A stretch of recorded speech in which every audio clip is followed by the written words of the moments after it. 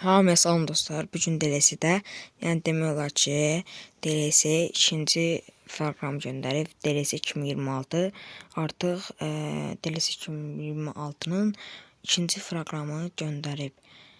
Bəli, baxaq görək necə proqramdır. Belə yaxşı proqramdır. Yəni çöl qismi göstərir. Yəni şəhərlər daha da yekunlənib, daha da yüksək, daha da yaxşı inkişaf edib. Baxaq dostlar.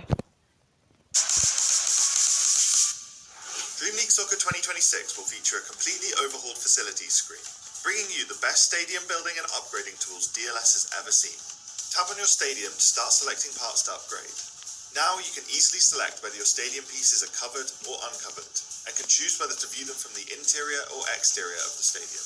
There have also been large improvements made to the facilities surrounding the stadium, bringing your club to life more than ever before. The biggest changes to the accommodation building.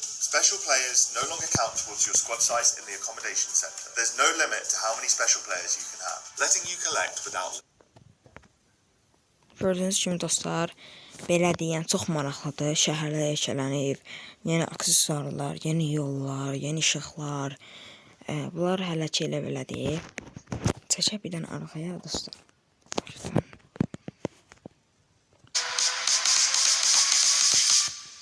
Dream League Soccer 2026 will feature...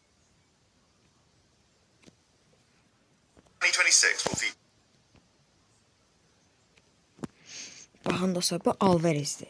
Yəni mən YouTube-a nə vaxt girsəm, YouTuberlər göstərir ki, Alvarez və Rafinha, yəni DLC 2026-nın oyun gələndə, yəni oyun üstündə ikisi şəkil alacaq. Yəni məncə də, çünki o dəfə birinci proqramında Rafinha idi. Bu proqramda isə gördüyünüz kimi Alvarezdir. Yəni mənə də elə gəlir, oyunun qəhrəmanları Alvarez və Rafinhadır. Top da yəqin ikisinin bir əlində olacaq, belə bir şey. Gördüyünüz kimi burada, baxın, burada Alvarezin sağında bir dənə logo var. Bu artıq DLC-nin nətər deyim, 2026 logosudur. Dream League Soccer, yəni onun logosudur. Yarısı qırmızı, yarısı mavidir. Yəni bu da ki, gördüyünüz kimi Rafinha da mavi idi, Alvarez də isə qırmızıdır. Yəni belə bir qırmızı mavi belə bir yeni aksesuardır. Bəli dostlar, keçək növbətiyə. Burada Alvarez qol vurur və sevinir. Baxın dostlar, gördüyünüz kimi bu stadiondur. Dream League La Liga Soccer. Baxın, bunlar da stadiondur. Belə bir stadionlardır. Təzə çıxıb. DLS has ever seen. Tap on your stadium to start selecting parts to upgrade. Now you can easily select whether your stadium pieces are covered or uncovered. Dostlar, burada deyir ki, stadionları ya özümüz quracağıq, yəni qrafiklərini, yəni istədiyimiz stadion tikə bilib, qura biləcəyik, sökə biləcəyik, yəni stadionları özümüz quracağıq, bir də var stadionları ala biləcəyik, belə bir şey. And can choose whether to view them from the interior or exterior of the stadium. There have also been large improvements made to the facilities surrounding. Gördüyünüz kimi, yəni binalar da, oyuncu yüksəltmə binası var, ondan sonra ticarət binası var. Yəni bunlar yüksəldikcə ticarət oyuncusunun ən çox hızını zadı belə yüksəltmək, belə bir şeylərdə dostlar. Bringing your club to life more than ever before. The biggest changes to the accommodation building. Baxın, burada artıq gecə də olur. Gördüyünüz kimi işıqlar zad. Yəni gözəlləşdirirlər. Şəhər də aydın görünür. Keçək.